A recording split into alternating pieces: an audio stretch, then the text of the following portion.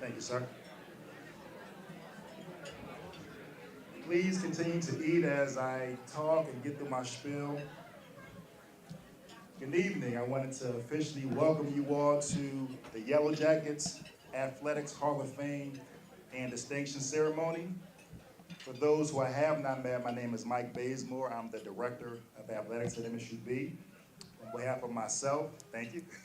On behalf of myself, Chancellor Hickswa, our athletic department and institution, I want to give a heartfelt congratulations to all of our Hall of Fame inductees. So let's give a round of applause.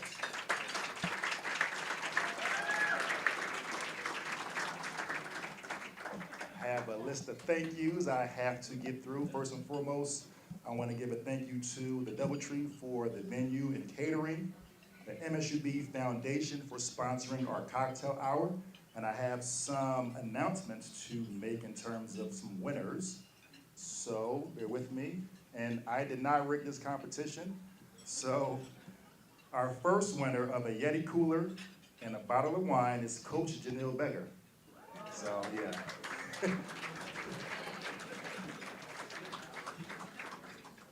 Let's see, our second winner is a winner of a $250 gift card to Shields and a bottle of wine.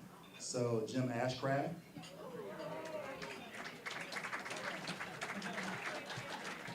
And then the third winner for a bottle of wine is Elizabeth Warren. So come see me or Holly throughout the event, and you'll be sure to get your gifts.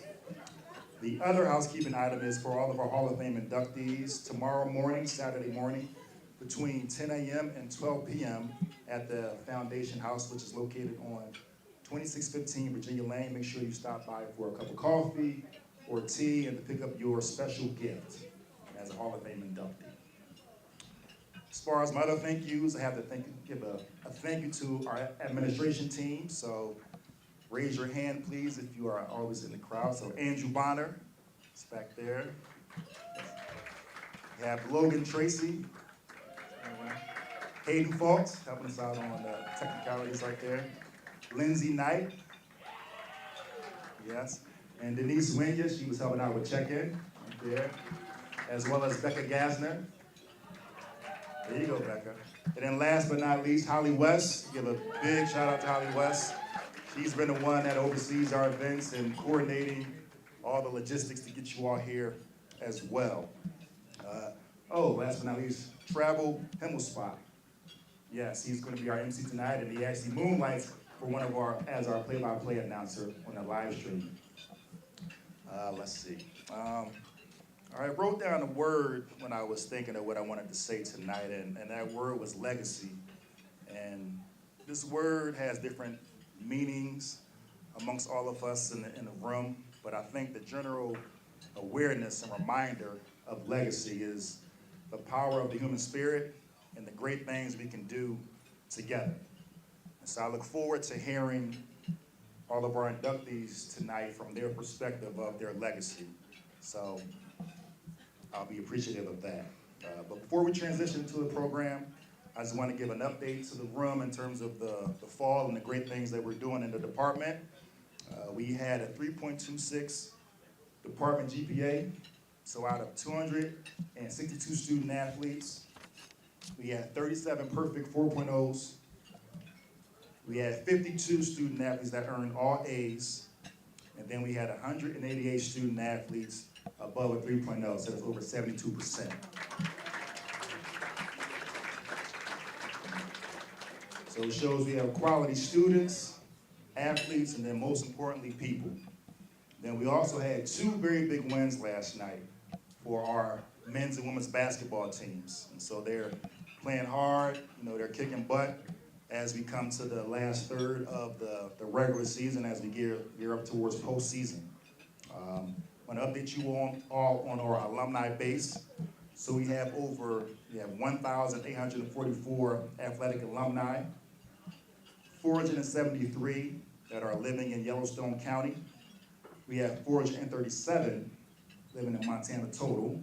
And then in terms of nationally and internationally, we have 941. So it shows us kind of the power of our alumni And then speaking of alumni, please raise your hand if you are an MSUB or EMC graduate. Ah, I like that. That's great. Yes. Round of applause for yourselves. Absolutely. Yes, yes. We are all Yellowjackets and products of the same hive. Yes. So Hall of Fame is a special event. You know, you get a chance to look back and celebrate the past. Look forward to great things in the future. And if you'll feel compelled to want to contribute in any way to the future student athletes who could very well be sitting in this seat in the future, please see myself or Nick Schmidt or Krista Montague. We'd be happy to talk about those contributions. So, also, please stay connected. Please follow us on our social media platforms as well as our streams if you can't make the games in person. And last but not least, I want to give a toast to our Hall of Fame inductees. So if you can, grab a glass, please. Again, congrats to our 2025 Hall of Fame induction class, and go Jackets. And I will turn it over to Travis.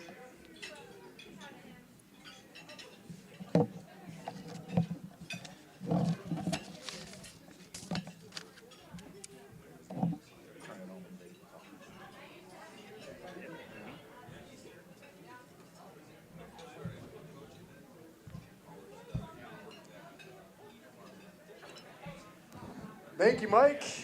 Let's start by giving a big round of applause to the MSUB Foundation and Alumni Association for sponsoring tonight's cocktail hour.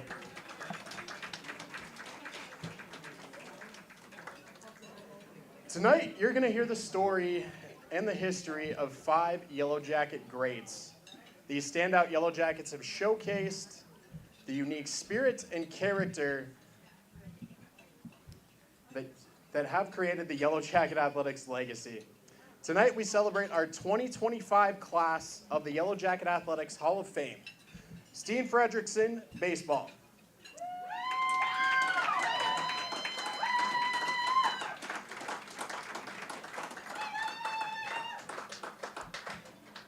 Dave Austin, men's soccer.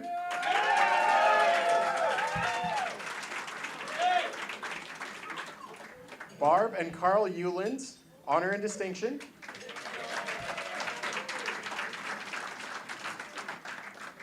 And Alicia Breen, women's basketball.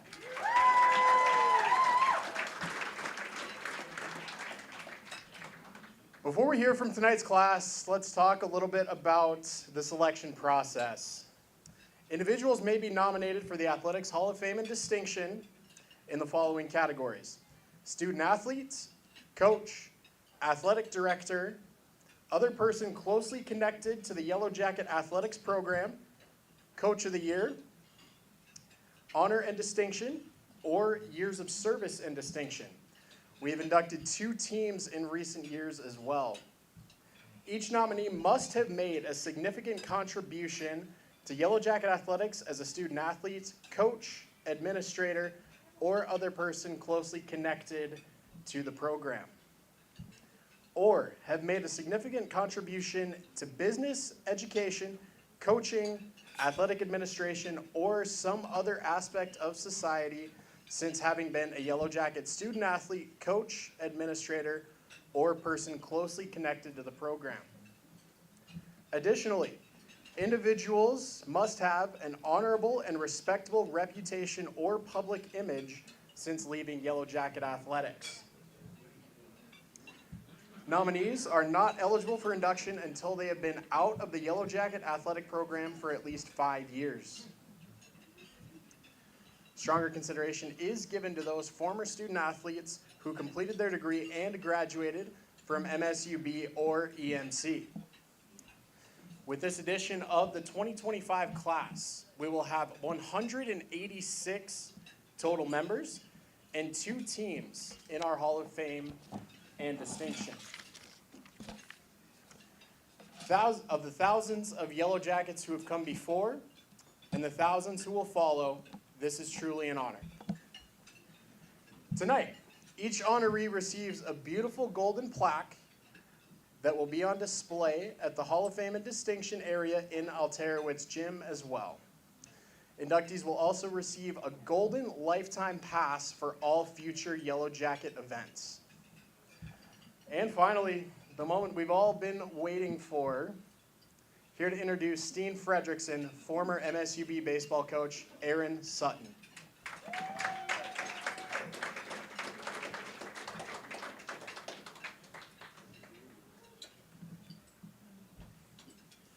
Just tap the bottom and you're good to go. Okay, thank you.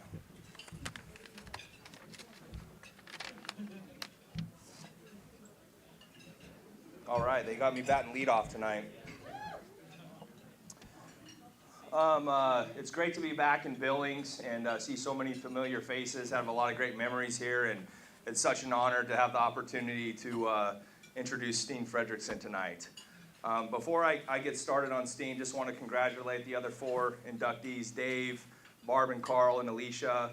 Tremendous careers. Barb and Carl, tremendous impact on the institution and athletic department while you're here. I also want to recognize Gina and David. Thank you for allowing me to be a small part of this young man's development here at MSUB. Being a dad now and having 2 boys of my own, I understand the discipline and structure and the environment to allow them to kind of grow into their own self. Like, you guys knocked it out of the ballpark with him, so thank you.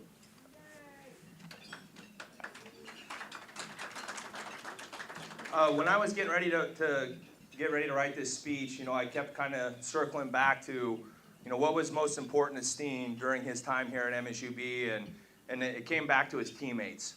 And I don't think they were really teammates, it was more of a family and a brotherhood. And so what I did is I reached out to a lot of former teammates and former coaches and tried to draw some inspiration for tonight. And I had them share stories of Steen and words that described who Steen was. And I don't have enough time to share all these stories, and probably a few stories we need to have after a couple cold beers. But what I did come up with were a lot of common themes of what they described Steen as, and I wanted to share those with you guys. And those were trustworthy, reliable, classy, confident, loyal, competitor, leader, brother. I think all characteristics that we would all want to describe a family member, let alone a teammate. And as a coach, I think it would be easy for us to say, if we had a team full of Steens, it would be a very easy job. But the fact of the matter is that's just not how it works out. But having guys like that allows us to bring in this big melting pot of characteristics and personalities, because you always knew guys like Steen were going to be the glue that brought it together. Okay? And when I look at these Hall of Fame events, I've been to quite a few of them and seen some players inducted. We always get to hear about these players' accomplishments and these feats that they've done, but what we don't always get to hear about is what it took to get there. And I think every great athlete will tell you there was a defining moment or a period of adversity that they had to persevere to become who they truly wanted to in their careers. And I came here in Steen's sophomore season. So he was an underclassman, and we had high expectations for Steen. And usually when you have a young player, you try to put them in situations where they can have success. Low leverage spots where they're going to go out there and succeed to build some confidence. And that wasn't what we did with Steen. We threw him to the fire. We put him in save opportunities. And Steen failed, and he failed, and he failed some more. And I can specifically remember a game when we were playing on the west side, and Steen had some control issues his sophomore season, and he probably walked a couple guys, hit a couple guys, and I walked out to the mound to just go have a conversation with him, and Steen's got the ball out, like ready to hand it to me, like he's ready to come out of the game, and I wasn't really pleased with that. I had a few choice words with him on the mound, and I wanted to see what he was made of. I left him on the mound, and I walked back to the dugout. Well, a couple hit batsmen, and a couple walks later, I was right back out there to get the ball from the guy. And I remember specifically, like, those Cheez-It commercials. You guys remember the Cheez-It commercials where they're trying to age the cheddar, and there's the Cheez-It, and it's telling bad jokes, and it's jumping off the wall like a squirrel, and they check, just not ready yet. And that's what I thought with Steen. He just wasn't quite ready yet. And testament to his perseverance, all he did was go out that summer and pitch in one of the toughest collegiate summer leagues in the country in the West Coast League. And he had a fire in his belly, and he went to work. And he came back that junior year, and as soon as he got on campus, you could see he was a changed man. The way he walked, the way he talked, I mean, you could see it in his eyes. And all he did that year is go out and win Conference Pitcher of the Year. So true testament to his perseverance and who he was as a person. And I think when I look at all of his individual accomplishments, Conference Pitchers of the Year, All West Region, GNAC Pitcher of the Week, I mean, they go on forever. He's in the top 10 in just about every pitching statistic in conference and MSUB history, the best pitcher to come through this baseball program. But what I will tell you that I believe Steen's most proud of is the fact that he came to Billings, Montana, and he left this baseball program better than he found it. And 3 out of 4 years, this guy was a conference champion. He won the school's first ever conference tournament championship, sending his team to the first ever NCAA Division II West Regional. And he was always a team first guy, and I think seeing his development from that young sophomore who was a little skittish, who was just not quite ready, to who he became a leader, a captain, a champion, and now a Hall of Famer. What an honor, Steen, to be here tonight. Congratulations.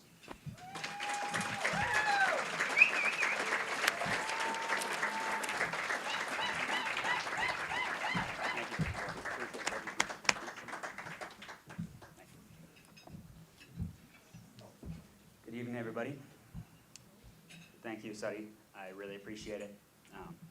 When I got the call that I was going to be in the Hall of Fame, Suddy was one of my first calls. He was the only one I could think of to introduce me. The second and third were to my wife, my in-laws, my parents, and then my best friends. First of all, congratulations to all the other inductees. You all have storied careers. Alicia, I got to play alongside you at the same time. Dave, not, but I've seen the record books. They speak for themselves. The boosters, thank you so much. We couldn't do it without you. I think everybody here, the entire athletic department, would say that. This program's a thing, and it continues to be every year in every sport because of our boosters, because of what you give both emotionally through all of your support and financially. So thank you so much. When it comes back to what Suddy just said about my time here, and I was thinking about what I was going to say, it really did come back to the transition from being a young high schooler, growing up in Oregon, to coming to Montana. And I came by myself. I didn't know anybody here. And that was by choice. I chose to come here and let myself experience something new. And with that, and the guys sitting over at that table, their wives, fiancés, the girls, some of my best friends, it became a family. I ended up marrying the love of my life, who I met in school here. We stayed in Billings for many years after that, along with several of our best friends. And what it came down to is the people make the place, and the people make the place here. And they make the place in the athletic department and with the school, with the teachers, with the faculty, and everybody that contributes every year. Some of the stories Suddy told, those are quite accurate. What he left out there was, I didn't have the confidence in myself to be who I could best be until my junior year. And that man instilled it into me. When he came my sophomore year, something shifted, and something shifted in the words of, when you respond to somebody of how are you? You're great. And then you have a conversation. And you learned how to speak to everybody. My parents instilled that from me from a young age, of being good, being the best of what you could be at any time, having pride in yourself, and loving yourself through all the faults that you're going to have and all the positive moments. But up until my junior year, you're what, 20 years old, 21 years old? I didn't really know what that meant. When I came back that junior year, it was different. And that's when our friendships got built. It's when relationships got built. It's when everything came together. I'm so appreciative of this award and to be in the distinction of all these great members. But at the end of the day, Said he said it correctly. It's a family. It's a brotherhood. I'm honored to have the people around me that continue to push me to be the best version of myself. So with that, please raise a glass. Cheers to everybody. Thank you so much.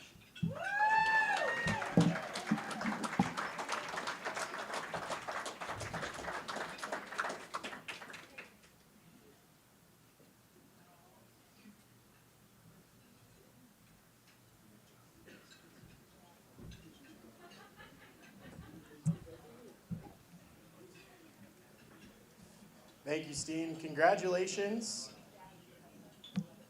Here to induct Dave Austin is former Yellowjacket soccer coach Carlos Arce. I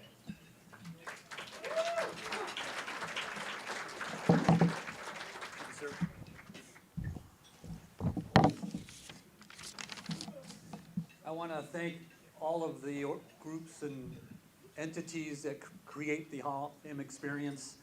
As a former coach back 25 plus years, it's been amazing to watch the journey, but the coolest part of it is reliving why we do what we do and get a chance to join people on this. So with that said, I have the opportunity to introduce Dave Austin, whom I've known for over 25 years. But to do this, I thought the only way I could really make sense of this is if I could take you back in time and share with you what I refer to as my Hall of Fame moment. When I saw the possibility of this evening. And to do that, I need to kind of break things down a little bit and take you into a space that is going to maybe stretch some of your young people's minds to imagine what that looks like. But for the coaches in here, you'll kind of know where we're coming from. The journey never happens in one moment. It's continuous. And to Coach's point, as he introduced Steen, you can't rush the process, right? Sometimes you just got to be patient. I was the former head men's coach while I was also the women's coach.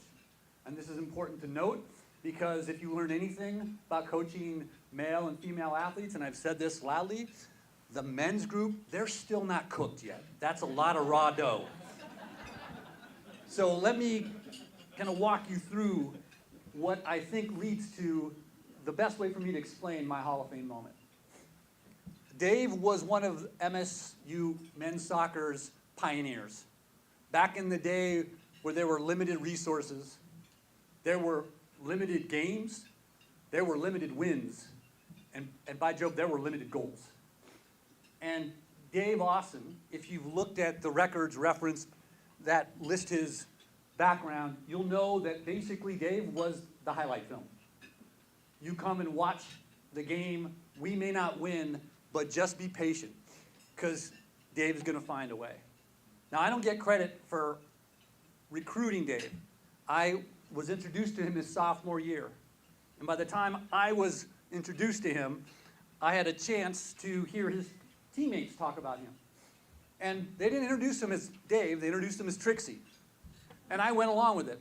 And I thought, what a cute name. He must be just an adorable little guy that people want to hang out with. Well, when I probed and I found out his nickname was Trixie because he's the guy that scores hat tricks. He's the guy that can put the ball in the back of the net. And I thought, wow, that's the first time I've ever seen that connection, and that nickname stuck to his entire college year, at college time. And it was pretty powerful to get a notion of a name like that that was actually bestowed upon you by your teammates at a time when wins were tight. So a couple of things you need to know about Dave, if you haven't yet seen, and that's pictures not becoming, because this guy was charming, and he was smart, and he could work a room, and he gave you that humble, gush, shucks guy kind of a play. But this kid had Paul Newman looks, he had soccer talent, and really brought a lot to what I would say the capacity for him to be able to make a difference when it comes to a team. No matter what you say about Dave Austin, if you were paying attention to my sport of soccer, you know that he had the gift that most players don't. And that is, he could put the ball in the back of the net. And to do this, for those of you who are non-soccer players, it requires a unique gift, the capacity to slow down time, the capacity to find an opportunity or a weakness, to be able to keep one's focus, and in the moment that's most important to remain composed enough to strike a ball. And I sit and watch enough of my game that I grew up with. My parents are, I'm first generation American, and I listen to people say, well, how come that guy hit the ball over the top of the post? It wasn't like he was planning that. He lacks that capacity to maintain that. And this kid had the ability in games to just find the moment. He had that gift. And so those records in that record book that you see that still compete with some of our current players, is important to note that that is a gift, that is a skill. Now, I'm still providing you context for my moment because this guy had all the tools that could make it work. He could be the hero of the story, but for those of you familiar with literature, every great protagonist needs to encounter some adversity. And the conflict for Dave hit him square between the eyes following his junior year. And this is something you're not going to read in the notes, but I want to share with you because it does give you a sense of who this individual is. Following his junior year, he was declared academically ineligible. He had to explain that to his teammates. He had to explain that to his coaches. And after the sadness, frustration, the anger that we all experienced, he looked at everyone and said, I'm going to make this right. I'm going to be back. I'll take that year, but I will return. Now, for those of you who are coaches and athletes in this room, this is not a unique story. And oftentimes, we don't see them come back, right? We have to make plans to move forward, and that's exactly what we did. We can keep on recruiting. We don't know for sure whether or not we're going to see this individual. But true to form, after that year off, he managed to get his grades where he needed to get. He came back onto this roster and saw a very different profile of a team. He was no longer the only goal-scoring capacity. We had recruited talent from different parts of the country. He was no longer that young, aw shucks, charming kid. There were some pretty awesome guys that were a part of that crew as well, and he had to figure out a way to contribute. And here's where we start to see this notion of him emerging as someone who could find a way and adapt, contribute, assume a leadership role to some of these younger players, provide some guidance and support to the point where that team finished that season with, at the time, its best record, its first non-losing season, and accomplished some things that we'd never seen before. All of this is context for you for my Hall of Fame moment, which happened several months later. It was actually May. I was on a lawn tractor. I'll never forget it. My phone rang. And when your phone rings and you see a player's name on it you haven't spoken to in months, it's not always a moment of gushing excitement that comes to your mind, like, oh my goodness, what's going on here? I grabbed the phone and I said, Trixie, what's up? He said, Coach, I did it. And then my brain goes, oh goodness, this is going to be, what is that going to look like? I did it. I made the president's list. He referenced a GPA of 3 point something, but to be honest with you, when he said the list part, I was awestruck. And before I could even congratulate him, he said, I've been thinking about it and I've decided I'm going to graduate school to study psychology. So, you're a coach, you're watching young men become adults, you're watching a journey of adversity. At that time, for me, my heart swelled with absolute joy, right? What a privilege to be part of that experience, to hear that new set of perspective that was provided that I got a chance to watch. I came to think about that year that he must have had off, where he had to discover a whole new way to figure out how to study, how to get back in the game. As a goal scorer, he applied those skills of finding a way, the tenacity, the perseverance, the effort. He learned how to apply those in his academics. And ultimately, I've been able to say, I've watched his life move forward. He's applied them in many, many aspects of his life as a spouse and as a father. And it's been a privilege to be able to see that journey. So, I would like to introduce the 2025 MSU men's soccer inductee, Dr. Dave Austin.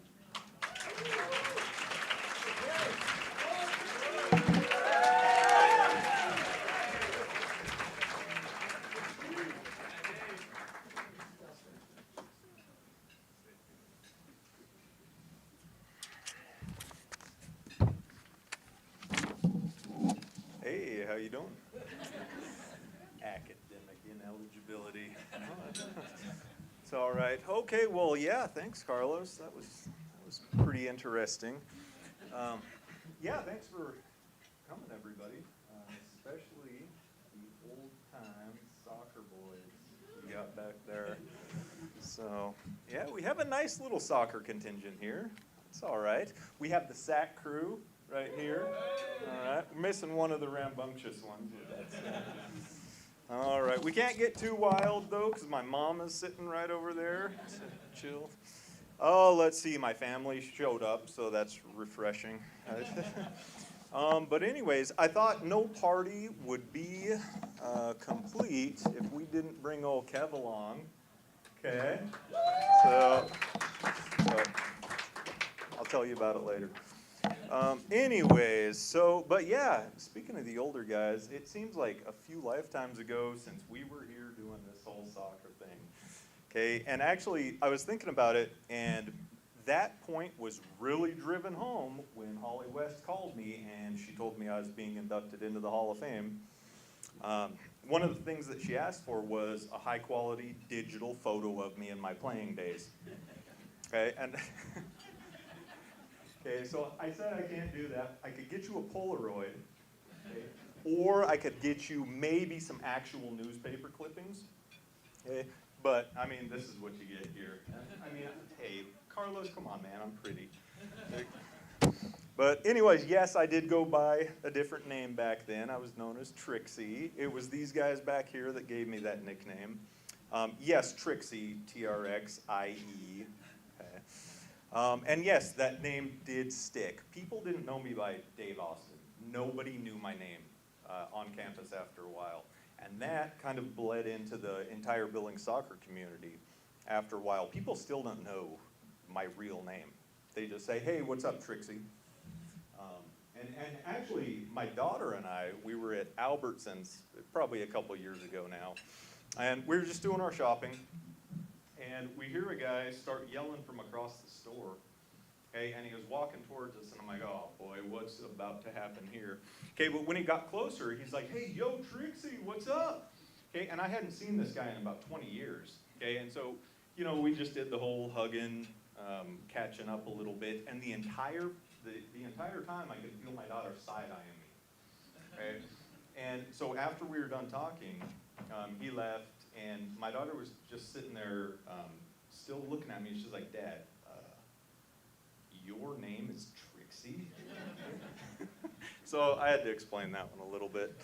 But anyways, those friends, okay, they're the same friends that, I don't know if you would call it hazing or not, but they did kind of the same thing when I don't know, texted them and told them I was being inducted into the Hall of Fame. I'd share some of that with y'all, but I mean, that text stream might be the most vulgar and inappropriate thing I've ever read in my entire life. Okay? Okay, but, okay, point is, like, those friendships are still going strong right now from 25 years ago, right? And that was the beauty of MSUB soccer. That was the beauty of our community back then. And geez, that was, I mean, we developed players, we developed people really based on Carlos's structure that he developed and implemented. Okay, he built this program into what it was, and it turned into a beautiful thing. I mean, individually, just look at this roster of people coming out of here. We have CEOs of major corporations that have come out of MSUB soccer. Okay, we have professional soccer players that have come out of MSUB soccer. We have professional soccer coaches. We have prominent physicians. We have attorneys. We have professors, okay, that have all come out of MSUB soccer, okay? And it was Carlos that did that, okay? It was this soccer community, okay? That's what MSUB soccer gave you, okay? You know what, let's keep going. How about the soccer community, or the Billings community, period? Okay, we have, let's see, 2 to 3 major youth soccer programs now that house thousands upon thousands of youth soccer players, okay, and that was all a direct result of MSUB soccer, okay, or Rocky soccer as well. Got to throw that in there. We have soccer-specific restaurants, okay, that were a direct result of MSUB soccer. We have soccer-specific bars, which you may see us at later, that are a direct result of MSUB soccer. Okay, so MSUB soccer was far-reaching, okay? So just remember that. We're still part of the MSUB soccer community. But you know what? Again, this is a night of celebration. We're not going to dwell anything. We're not going to talk about how dismantling that thing wasn't too bright. Okay, but, okay, we're still part of the soccer community. Okay, and I think I'll close with a dedication here. Okay. I know this is meant to be an individual achievement award, okay, but I'm going to throw this out there. I'll accept this award on behalf of every single one of the hundreds of soccer players that have come through this program, every one of the soccer coaches, every one of the staff that turned this thing into something beautiful. Okay, we're still MSUB soccer. Okay, and this is just part of our journey. All right. Cheers.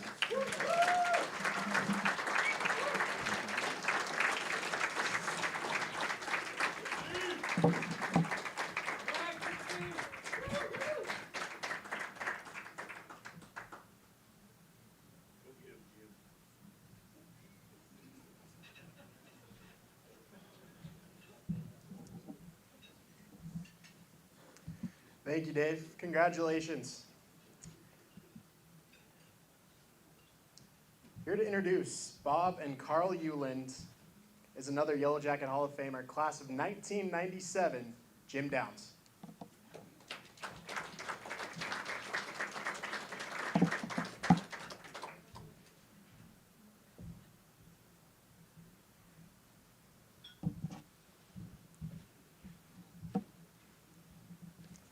Good evening. Mine isn't going to be quite as long, but I'm here to introduce Barb and Carl Euland. My name is Jim Downs, and I am here. I better use this. Is this the one? Okay. Good evening, ladies and gentlemen, and honored guests. My name is Jim Downs. I'm here to introduce Carl Euland, a former athlete and graduate of EMC, and his wife, Barb. Over the years, Carl and Barb have generously given back to MSUB academics and athletics. The new science building might still be a dream if it wasn't for Carl and Barb. The old science building was very small and outdated when Carl and I took classes there.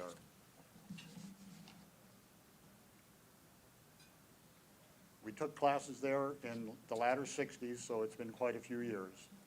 It is now an update facility to be proud of, thanks to Carl and Barb.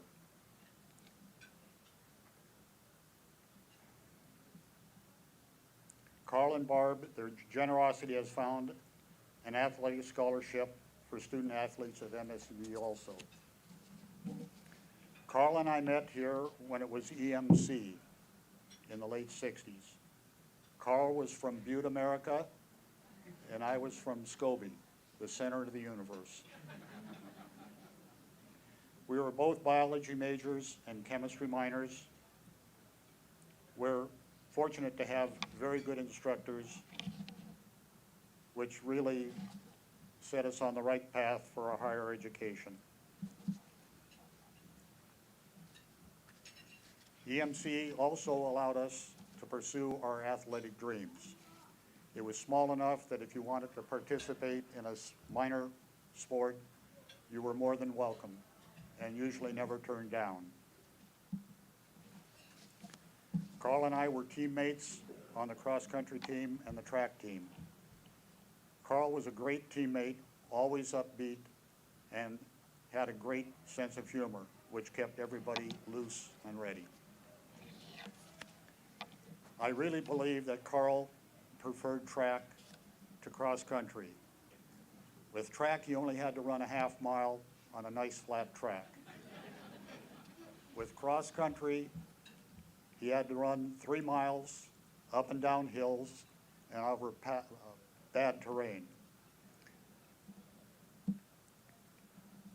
He never complained, but you knew after he finished his race, he really would have been happier somewhere else rather than running the cross-country 3 miles.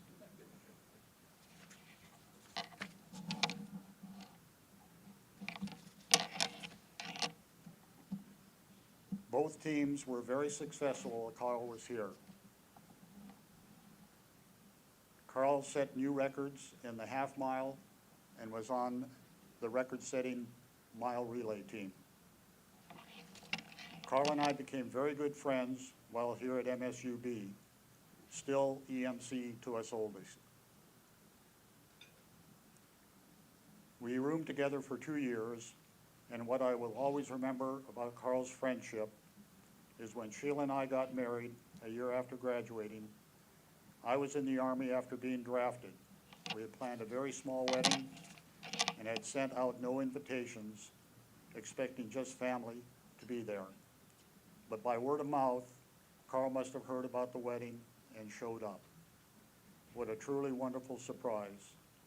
Sheila and I will always remember what a good friend Carl is. Now it is with great pleasure and honor that I introduce Carl and Barb Euland.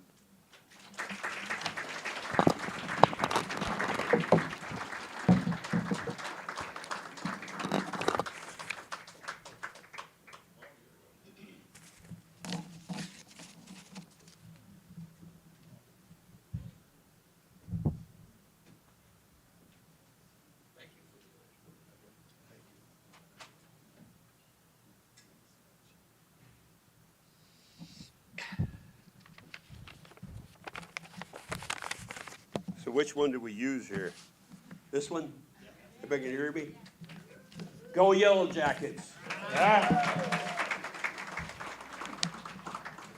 Thank you, Jim Downs, for those kind words. Thank you. I want to thank Mike Basemore, and staff for this recognition.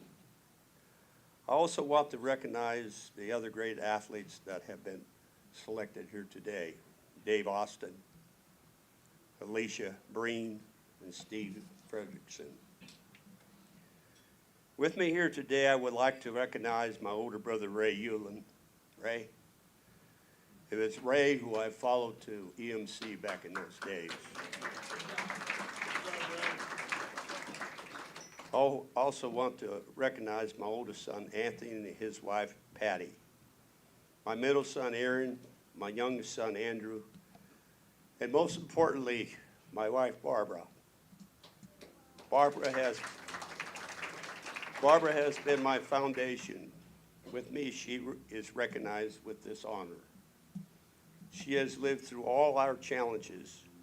Fortunately, together we have done pretty good. Pretty well, Barb.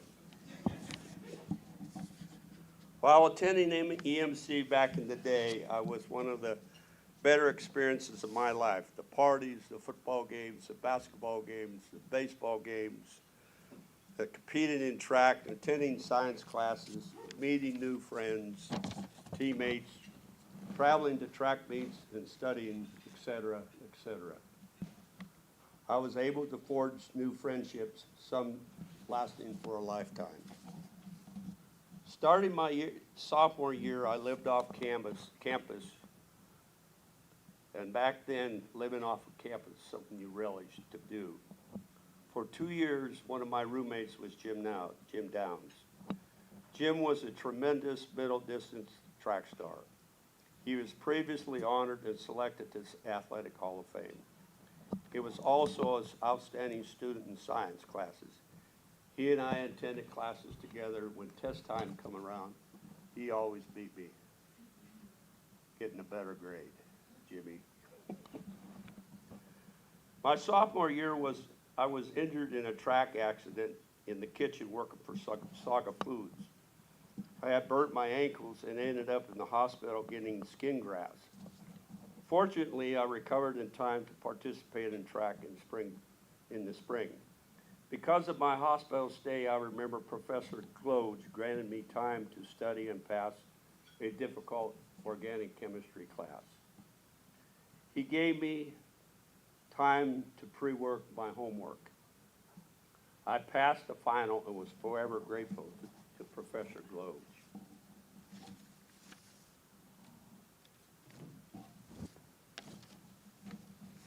I remember my junior year in college roommating with Wayne Agam, Jim Downs, and Larry Ziegler. On occasion, we would invite friends over for a party. Back then, Buck Owens was a big-time composer and singer. And we would put on the record player, "I've Got a Tagger by the Tail," and play it over and over and over again. Those were crazy times. After drinking a couple Rocky Mountain Kool-Aids, we would put on a football helmet and see if we could run through the front door head first. Unfortunately, none of us were able to run through that door head first. Those were crazy times, but they were fun times. So Mike Basemore nominated me to this event because I was a past EMC athlete and contributor to MSU athletes. Yes, I ran the half mile. Back then it was a half mile. Today it's 800 meters. I actually held the school record for a whole year. Imagine that. I enjoyed several teammates, to name a few. Pretty good they were at that time. They were Jim Downs, Harold Watney, Dave Jennison, Paul Carpenter, Danny Hufford, Jim Ashcraft, Gary Scheidecker, Wayne Agam, Ross Alexander, and Leo Lapito, and many, many others.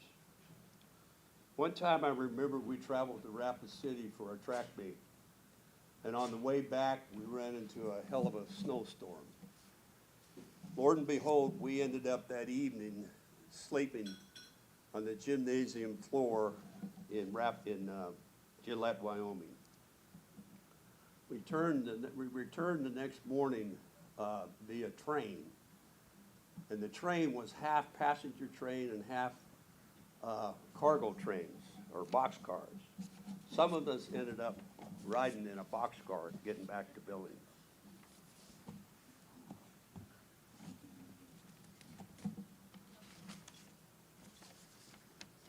I got another page here. Be patient with me.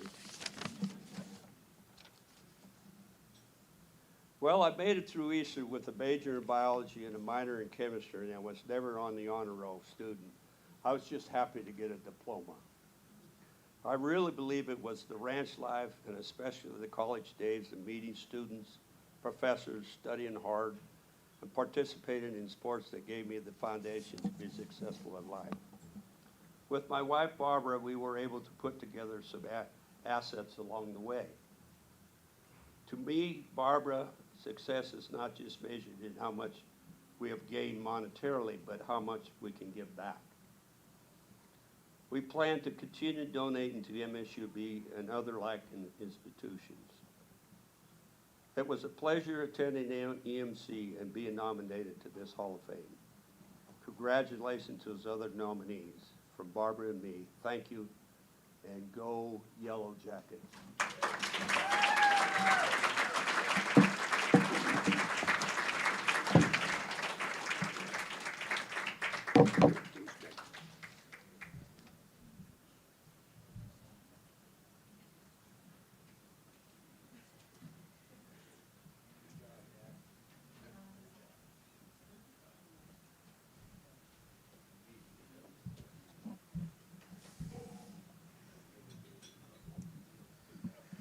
Thank you, Carl and Barb. Congratulations to you both. Lastly, here to introduce Alicia Breen is current Yellowjacket women's basketball coach, Kevin Wooden.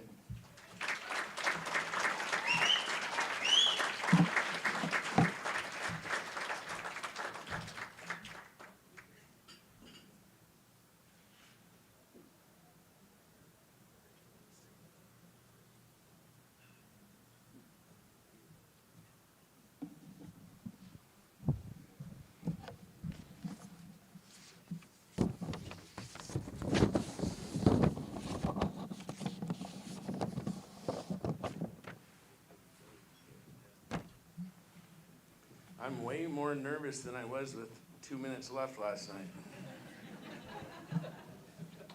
That was after a 17-point lead went down to 0.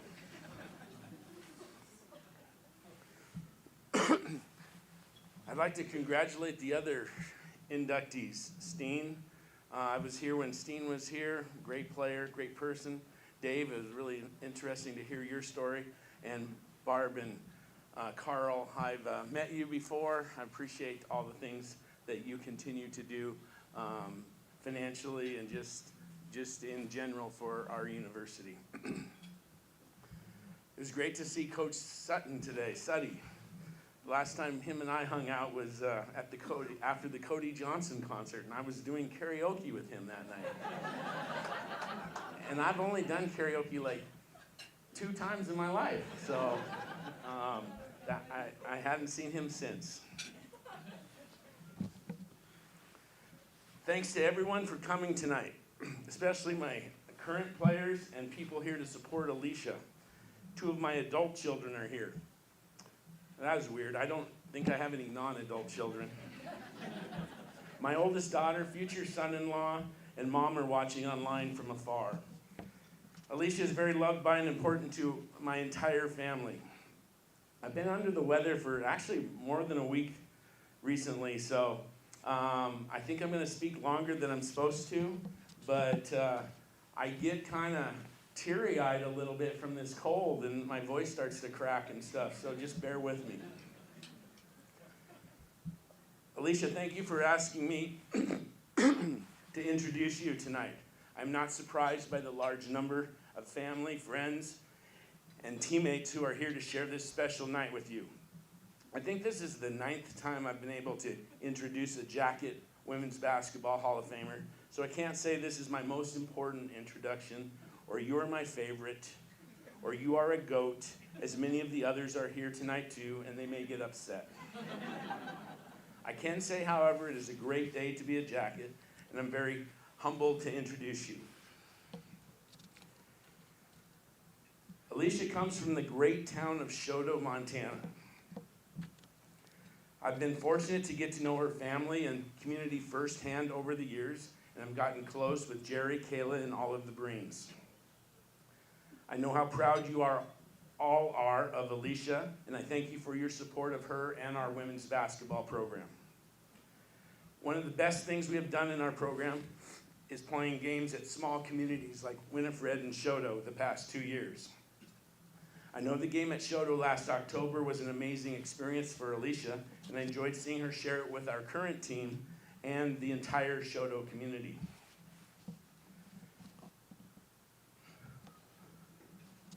Most people don't know this, but Alicia and I have a lot in common. We both coach women's basketball at MSUB. We both love the show Friends. We both enjoy playing cribbage and listening to Johnny Cash.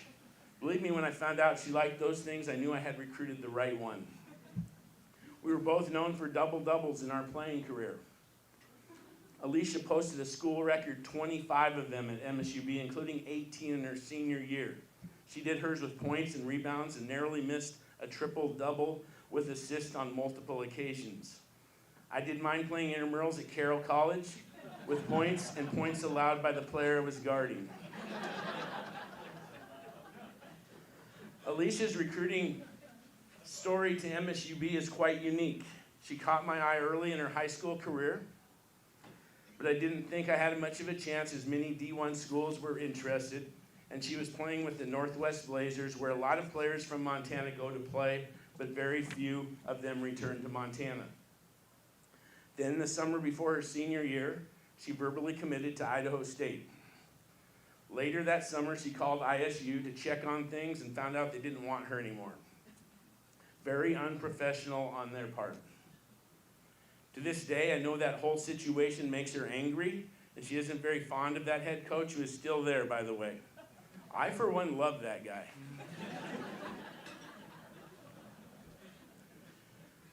Once I heard this from my assistant coach, who had played high school basketball with the then boys basketball coach at Choteau, it was full speed ahead on recruiting her. It took about 2 months before she verbally committed to MSUB, and the rest is history. To this day, I believe it worked out the best for everyone except ISU, and it created an edge in her that helped fuel her to become the great player she did. Throughout my introduction tonight, I'm going to share some comments from some of Alicia's former teammates. 4 of the 5 would have attended tonight, but they are busy tonight, coaching high school girls basketball, or college women's basketball, or even refereeing college women's basketball. This is from Jean Ann Limlin. Alicia, or most of us know her, Beans, is the epitome of being a lady Yellowjacket. Beans was always the first to the gym and last to leave. Was and still is a student of the game and set the standard for all Yellowjackets to come. Our motto is Jackets for Life, and nobody represents that more than Alicia. Congrats, Beans. This highest honor is well deserved. And from Janelle Olson Beggar, Alicia was a powerhouse on the court and a true team player.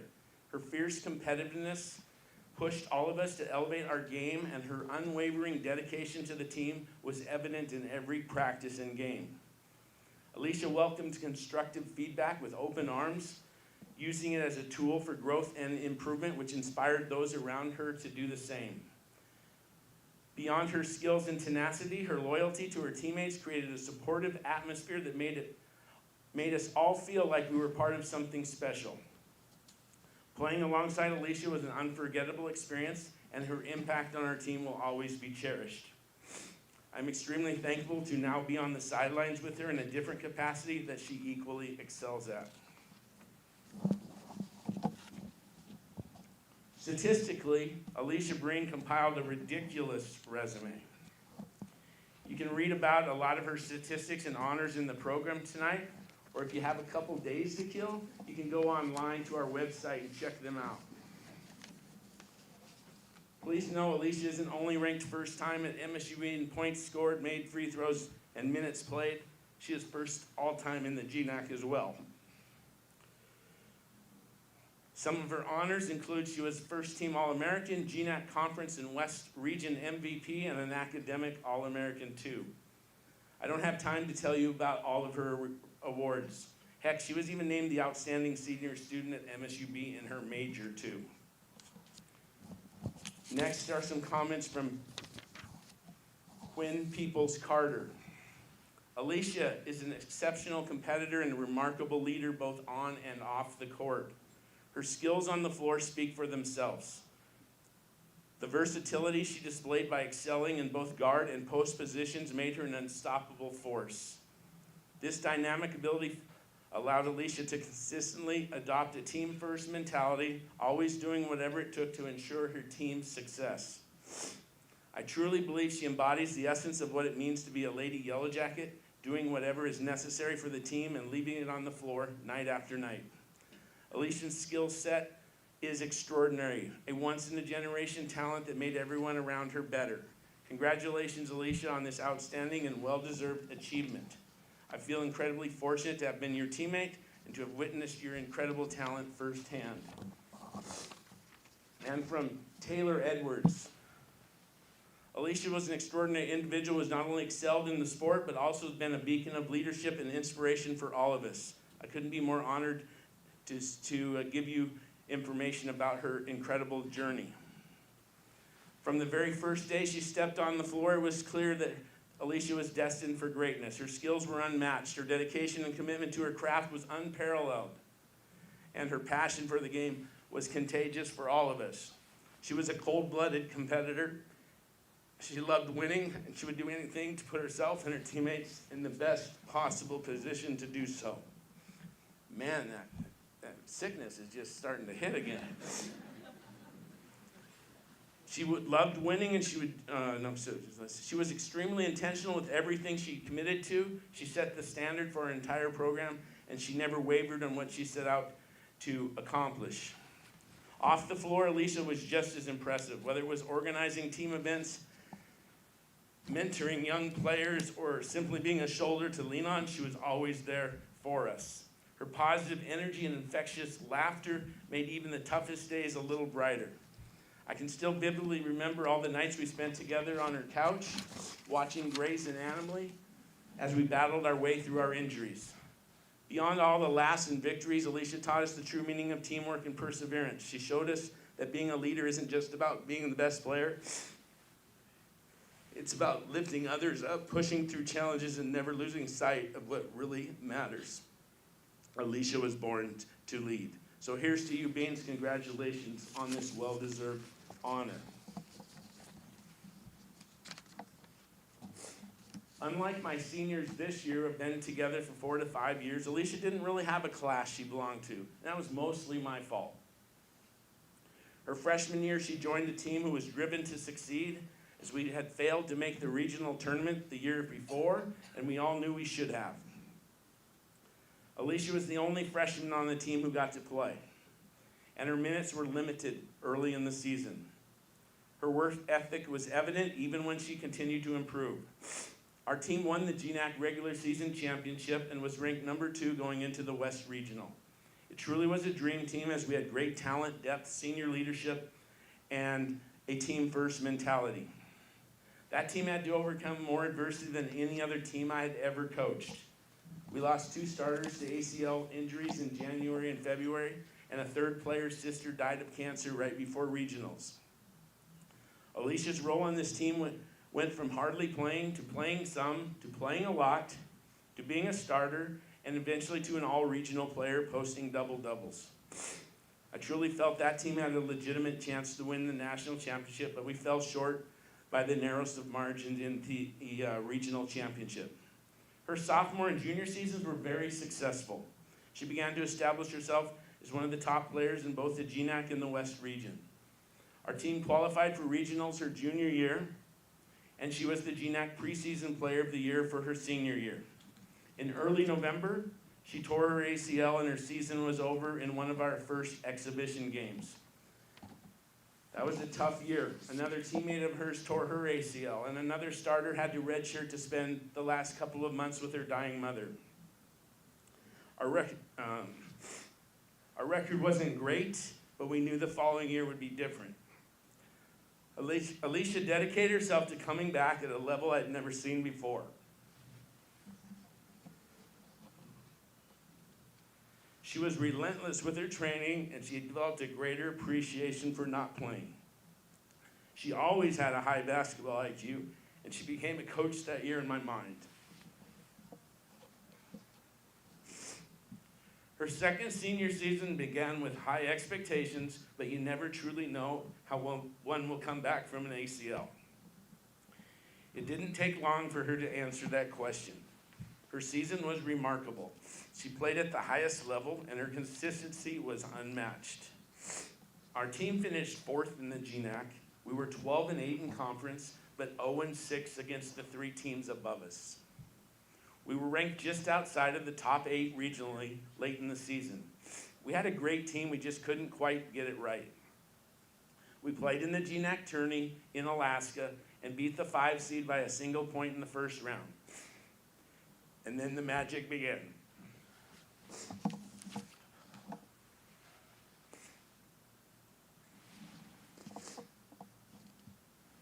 We upset NNU and SPU to capture the GNAC championship and qualified for the regional as the number 7 seed out of 8 teams. Our first game would be against number 2 seeded Hawaii Pacific, who had beaten us by 27 points in December in Hawaii. We won by 11.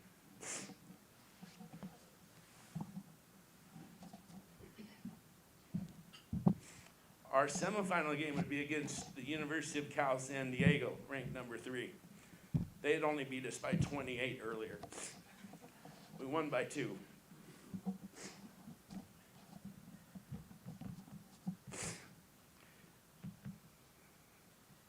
Those were great times. And then the championship game would be against nationally ranked Alaska Anchorage. They had beaten us by double figures twice earlier and had beaten us 10 times in a row. We won by 1 to go to the Elite 8.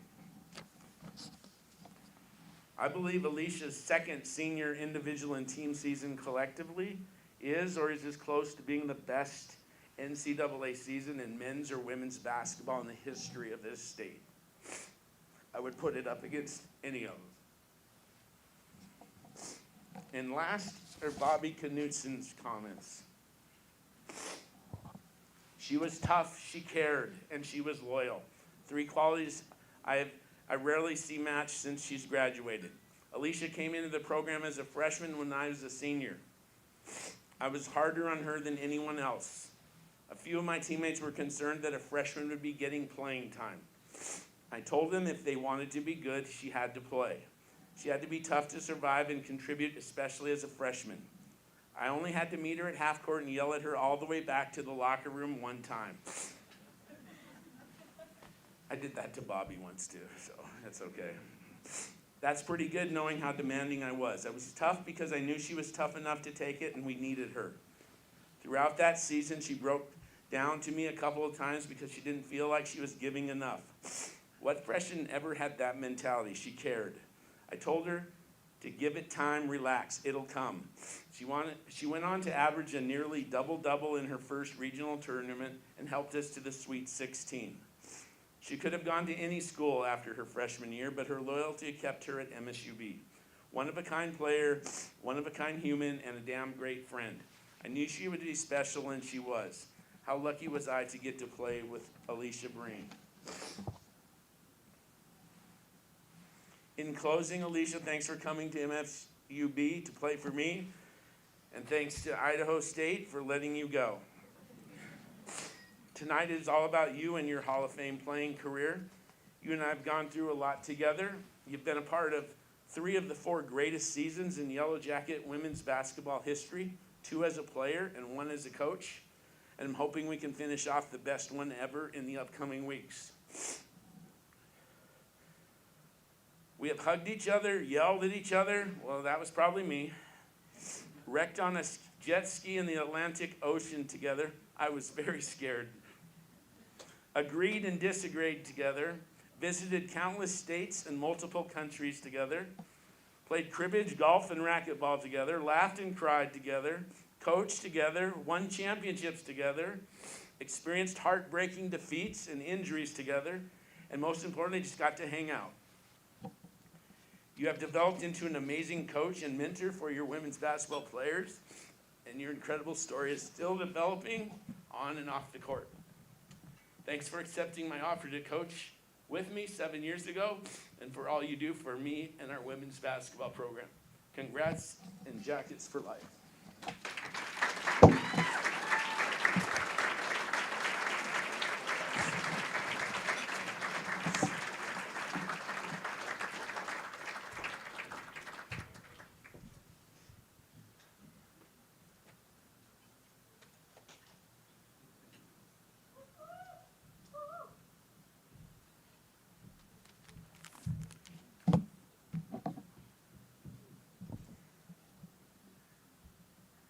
It's really hard to follow that man in a lot of things. So thank you, Kevin, for that wonderful introduction.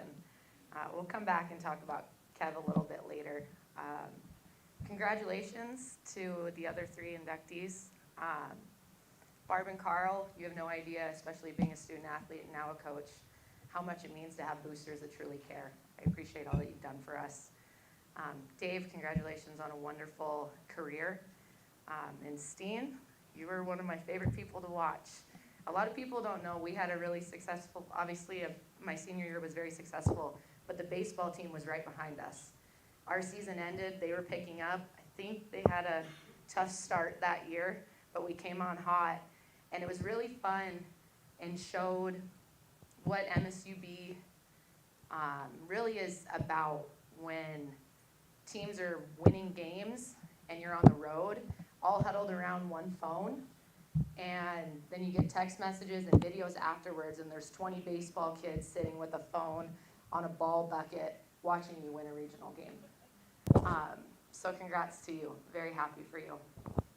Thank you to everybody at MSUB, not only for being here, but for making this happen. It truly is an honor to be inducted into the Hall of Fame. I have gone rounds. Fun fact, this is my plays for tomorrow's game are written in this. Game last night, game tomorrow. My notes are a little all over the place. But I come from a small town, like Kev said, and it truly takes a village to raise somebody. And I live by that. I truly do believe that. So I'm going to take some time to talk about the people that helped me get to where I am today. My coaches, basketball, track, volleyball, all the things, John Shepard and Megan Grossman were the ones that were there for junior high and high school. But even before that, a lady named Nikki Patton moved to town when I was in 5th grade, and I actually later ended up playing with her niece. But Shoto wasn't known to be a basketball town. My younger brother actually started playing travel ball, and that was kind of where my love for the game came from. It wasn't me getting to play, it was me going to the gym because he was having practice. And then a little while later, then they needed somebody else, so then I got to play. And even before that, my older siblings were always in the gym. I don't really remember the games, but I remember sitting there and being there. But my love grew for the game because of my family. And the opportunities I got were because of them. My dad got a call from a coach about 45 minutes away to see if I wanted to play travel ball when I was in 7th grade. Again, there's not a lot of opportunity in Shoto, Montana. So we hopped in the car and drove an hour to Cascade, tried out for this travel ball team. I didn't know any of the girls, and figured out that it was something that I really enjoyed. And that was where my travel ball career that Kevin talked about a little bit kind of took off and gave me the opportunity to realize that basketball was something that I wanted as part of my life. I was always involved in sports, but that was definitely when the corner turned and I wanted to do whatever I could to play basketball and be involved for as long as I could. Keith Denton was a big part of that as well. A couple other coaches, Coach Funk is our volleyball coach, and her daughter now is our manager, who's here in the back. I appreciate all that she's done for me. The community of Shoto, I don't know how to explain it better than about 10 years ago this weekend, we played our pink game on Thursday night, and state wrestling was going on. And on Thursday night, the Shoto bus showed up full of boys for wrestling, painted their chest, took off their shirts, and it said Breen 20. I had no idea they were coming. 17-year-old boys, 15-year-old boys, and I remember sitting down at warm-ups for a starting lineup, and then they took their shirts off, and all my teammates looked at me, I was like, I had no idea this was happening. Not a clue. But that just shows the community involvement from 4.5 hours away that I had. My extended family as well, a lot of them don't live here, but being able to watch, they not only watched me play, but they're still watching me coach, which again just attributes to that village that continues every single day for me. To the staff, current staff, past staff, everybody that's here, you guys don't understand how much you meant to me, not only as a player, but also as a coach now. A couple specific shout outs. Krista, you were a wonderful mentor for me as a player and now as a coach. I really appreciate all you did for me and the little nudge when it came to deciding if I wanted to coach. So thank you for that. Denise, this place wouldn't run without you. I truly mean that. Denise also is the biggest women's basketball supporter, I swear, in the nation. If I want to know what's going on for my March Madness bracket, I go to Denise for women's basketball tips. Becca, thank you for making sure I was eligible. I know that was a really fun experience when I tried to take the same class twice, so thank you for that. Our bench crew was something that I really took for granted in my first 3 years. And then when I tore my ACL, the bench crew checked on me every single game day. Every game day, and some of them are here. And they're still the same bench crew. Now, 7 years later, as I've been coaching, they're still here. So you guys meant more. I think Keith offered to race me as I was coming back through my ACL. But they always had a smile on their face, and they still do every game that I go to sign up for our starting lineup. Evan, thank you for making my entire experience memorable. I have 2 of the best well-written articles that will be with me for the rest of my life, and that means more than you know. So thank you for that. Lindsay, thank you for putting me back together, mentally, physically, all the things, all the times. I appreciate that more than you know as well. My current team, thank you guys for being here. Pretty sure Kevin forced you to come, but I do appreciate that you're here. They had a big win, like Kev said last night, and we have another big game tomorrow, making a push for conference championship. So we've already clinched going to the tournament, but we got a couple more games to win. But thank you guys for being here. My other half couldn't be here tonight. He actually had his first D1 collegiate game in Florida, but his parents came, so I appreciate you guys making the trip down for that. To my friends, you guys have been there for me through a lot, whether it be a shoulder, a knee, just needing a support system, and I appreciate all that you've done for me and continue to do for me as well, so thank you guys for coming. My family, John, thank you for coming up today. I appreciate that more than you know. My Uncle Perry, not many uncles will go to the gym with you every day in the summer. Every day. Call him up, hey, I got time at 7 a.m., can you come? And never ever faltered, never ever faltered. Not only that, go to a game in Concordia, Oregon, show up, Perry walks through the door. It's not like it's in Montana, just randomly decides he's gonna drive to Oregon, walks through the door and is there to support me. So your support for me is more, I don't think you understand how much you did for me, and I appreciate that. To my siblings, GT and Casey, you guys are my idols. Older siblings, you really were. I looked up to you. I wanted to be just like you in every facet of it. And the support that you've showed me, not only in high school, but into my college career and now as a coach, coming on trips, calling, seeing what's up, I truly appreciate you. And Liam, my younger brother, you were my constant competitor, my support system, constant friend, biggest ally, biggest advocate, and I wouldn't be here without you. I really wouldn't. Liam and I used to play on the playground. One of us would get mad, walk with the 3 blocks home, game was over. But he kept coming back. And again, that was where my love for the game came from. To my mom and dad, you guys truly are my heroes. Every opportunity I ever had or wanted was because of what you sacrificed. You showed me what hard work, responsibility, and leadership was. Showed us about 270 miles from Billings. My parents came to every game that they could. My mom usually stayed Thursday night with us, but my dad turned around after the game, whether it be at 5:15 or 7 o'clock, and drove home. And to work on Friday, and then drove back on Saturday to watch the game. Did end up staying the night, but then drove back. That's true dedication. And I'm extremely proud to be your guys' daughter. Mom, my mother came to a lot of doctor's appointments throughout my career. A lot. My dad was there too, but he didn't know what was going on. My mom was there to help me get through what was going on. I appreciate that more than you know. And again, our conference is all over the place. It's about, 5 states. They came to those. When we played in the Anchorage for a championship game, there were 2 people that were there for the championship game, and that was my parents. Not everybody gets to say that, so thank you guys for that. I promise I'm done with my thank yous, I'm sorry. But like I said, my love for basketball came from a young age. Shoto wasn't a basketball town. My freshman year, we were the first team to make it to state, ever, in the town of Shoto. First women's basketball team. That was when I knew that I had a taste for something and I wanted to win. I never had that opportunity in high school, won a lot of games, but weren't the winners.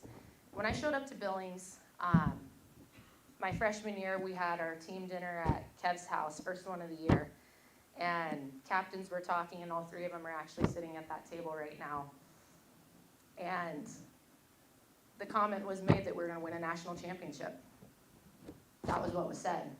And sitting there at 18 years old, I was like, couldn't even get out of districts most of the time. Like, I don't know what this means. But those seniors and those upperclassmen had a confidence and an air about them, and they were winners. They were winners, and I immediately knew that I wanted to do whatever I could to be like them. I wanted to give everything I could to win games for them and for Kevin. And I'm so lucky that I got the opportunity to play 1 year with Bobby, 2 with Kayleen, and 3 with Janelle. 3 of the people that were here, and they made me into the player that I was and the leader that I am today. They embodied what it means to be a Yellowjacket. A lot of my teammates said a lot of nice things about me, but every single one of those things came from you 3, and I appreciate that more than you know. They had intensity, they had drive, and they had passion. They all made an example of me multiple times in practice, which was okay, I learned from it. They made me tough. I think every single one of them met me at a different time to chew my butt, which was well-deserved, I'll be the first to say it.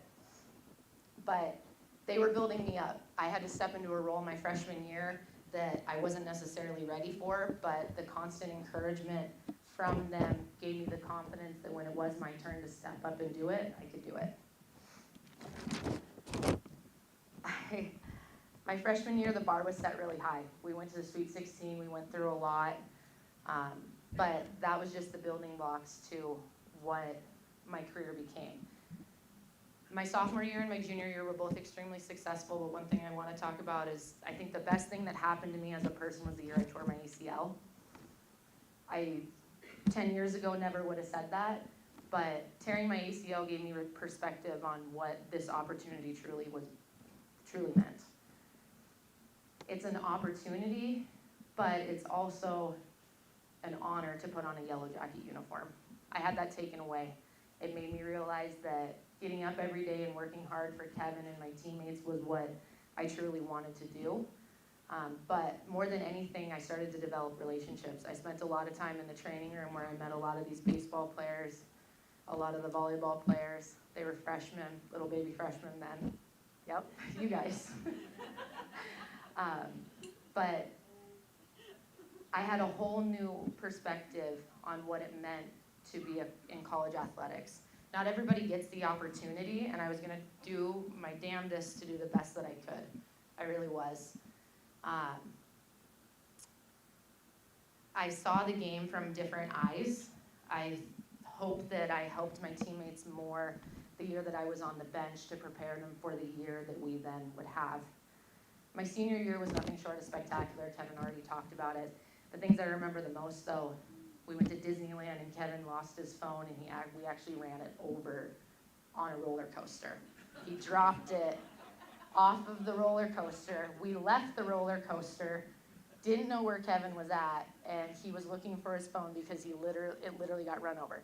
So for the rest of the week, because we kept winning, he did not have a working cell phone for 6 days in California as we continued to win.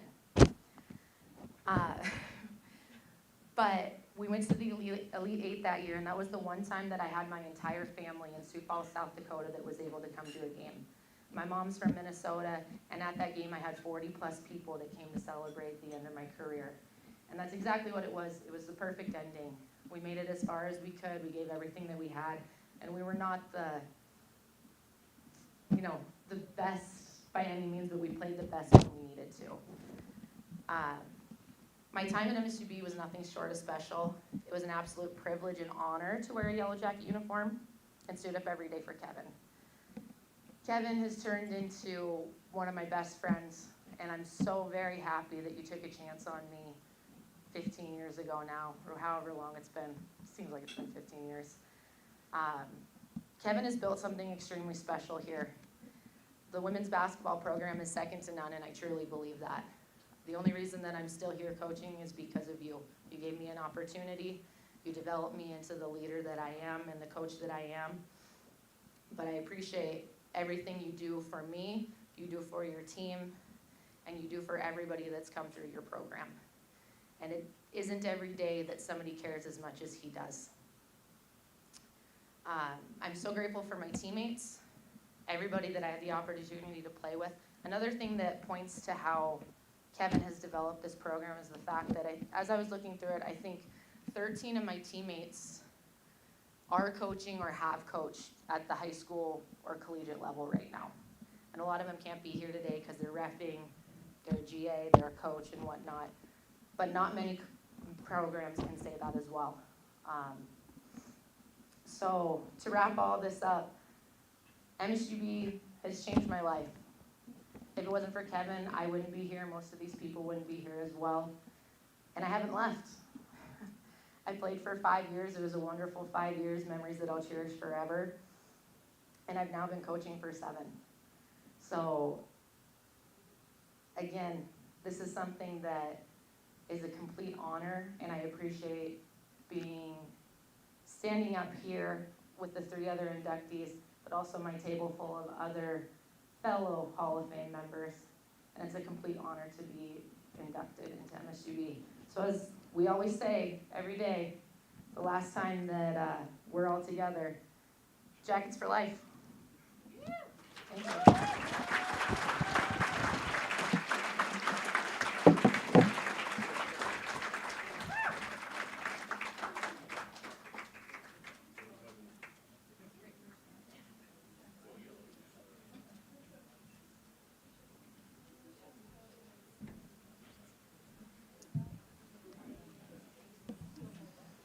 All right, just a couple housekeeping notes before we wrap it up for the night. Please be sure to get your tickets for tomorrow night's doubleheader basketball games against Northwest Nazarene. The women tip off at 5:15, the men tip off at 7:30. Our Hall of Fame inductees from tonight will be honored on the court between the 2 games. That'll be at approximately 6:45 tomorrow night. And you all are welcome to join our new Hall of Famers in the Jackets Nest Beer Garden for both games for the doubleheader tomorrow. The MSUB Foundation and Alumni has sponsored some appetizers, and there will be beer as well. So you all can enjoy the game with snacks, beverages, great view of the court. That suite is open to our new Hall of Famers, families, guests, starting an hour before tip-off. Beer service stops halftime of the second game. Inductees, once the ceremony's over, please gather on stage for some photos. Don't forget, the MSUB Foundation and Alumni has invited you for coffee and pastries tomorrow morning between 10 and 12 at the Foundation office. Guests, thank you very much for coming tonight to honor all of our inductees. We hope to see you all again at tomorrow night's games.